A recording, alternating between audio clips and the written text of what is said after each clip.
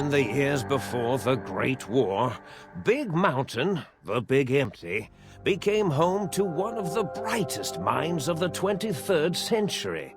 The courier watched over the Big Empty for years to come, caring for it and keeping its discoveries safe until they were needed to help others. Which had always been Big Mountain's purpose. Past the laboratories and science, it had always been intended as a place to build the future of all mankind. The Sync Central Intelligence Unit was impressed by the amount of exploration the courier had undertaken.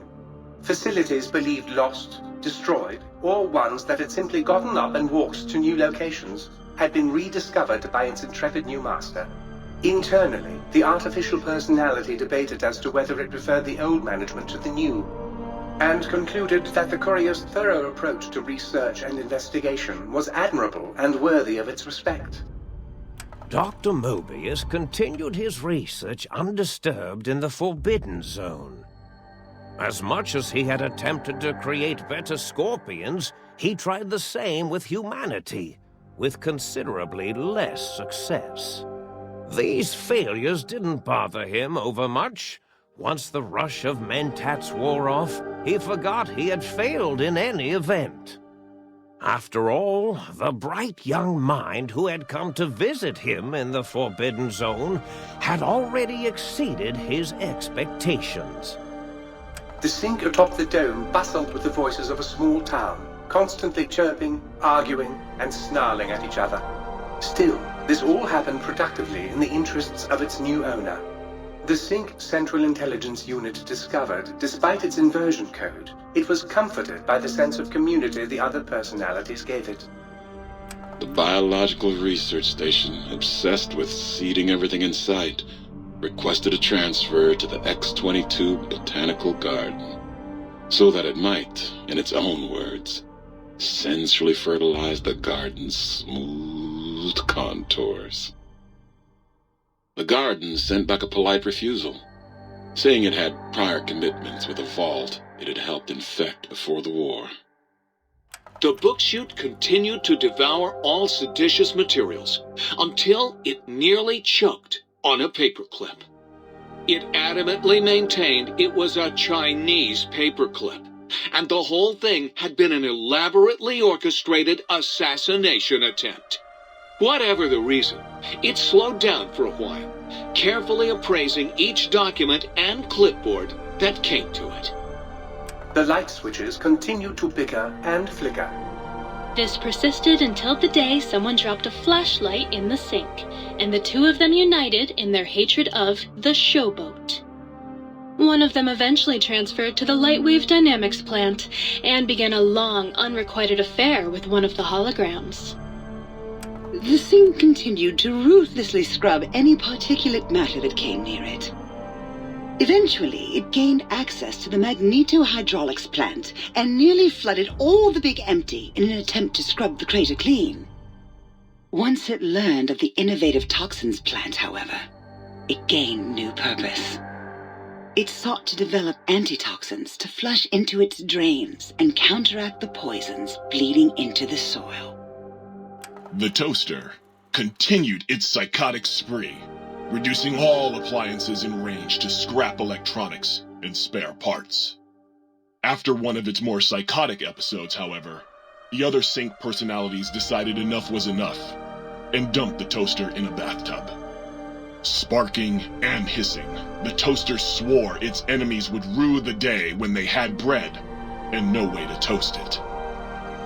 Muggy did his best to collect coffee cups, although in his quest, he accidentally trapped himself in Higgs Village.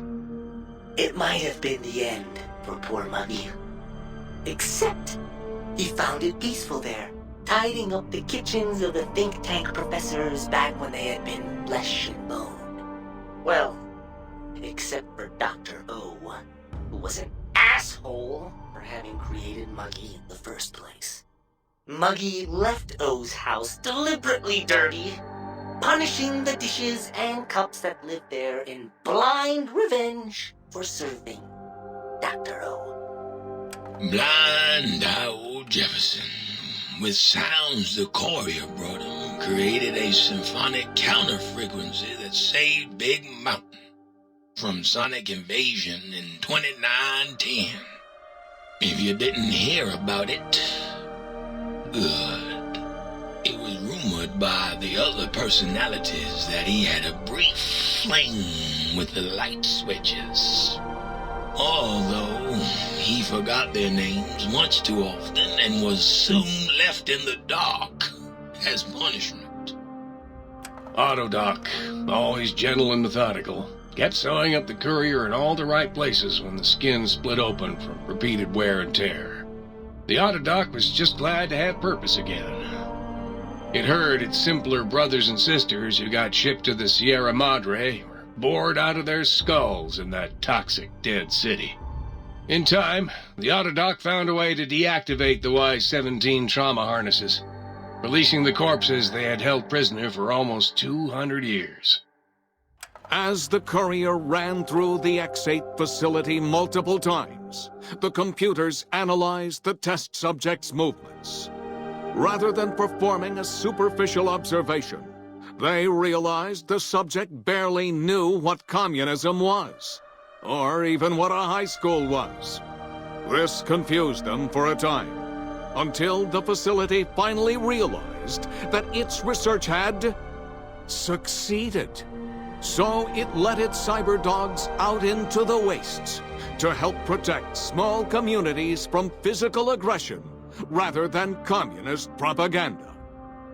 The infiltration program in X-13 felt spent, having repeatedly upgraded the stealth suit until it could upgrade it no more. It felt warm, fulfilled, and a bit sluggish. It realized not long after, the stealth suit had left it without so much as a note on the nightstand. So the infiltration program sent out robo-brains into the wastes, looking for its wayward technology. It eventually found Repcon HQ and set up a new research center, testing and murdering fiends who kept breaking into the facility.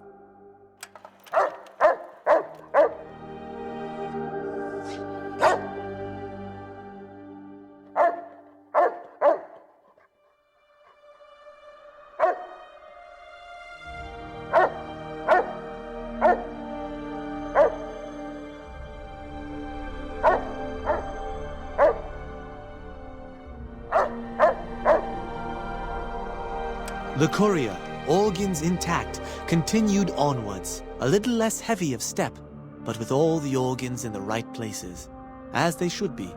After all, brains can develop a life of their own when left to their own thoughts, and the courier's brain was more clever than most. Dr. Klein and the think tank remained alive, unaware of the world outside. They looped through their daily routine, none the wiser about the world beyond, although perhaps wiser was the wrong word. The world outside belonged to the courier, and if anyone would shape it, well, the courier had already called dibs. There is an expression in the wasteland, old world blues. It refers to those so obsessed with the past they can't see the present, much less the future, for what it is. They stare into the what was, eyes like pilot lights, guttering and spent, as the realities of their world continue on around them. Science is a long, steady progression into the future. What may seem a sudden event often isn't felt for years, even centuries to come. In the times following the Second Battle of Hoover Dam, however, Old World Blues took on a new meaning. Where once it was viewed as a form of sadness, nostalgia, it became an expression describing the potential for the future. It can be easy to see science as evil, technology unchecked as the source of all ills, all misfortunes. With the courier at the helm, science became a beacon for the future. There was old world blues, and new world hope.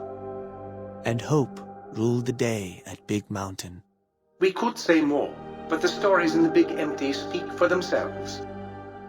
Now armed with the transportal ponder, the courier could return to the dome at any time and crack open the secrets of the big empty one by one. The sink sat vigilant, waiting for its master to return, shoes covered in Mojave dust. Only one road yet remained, and it was one the courier had to walk alone.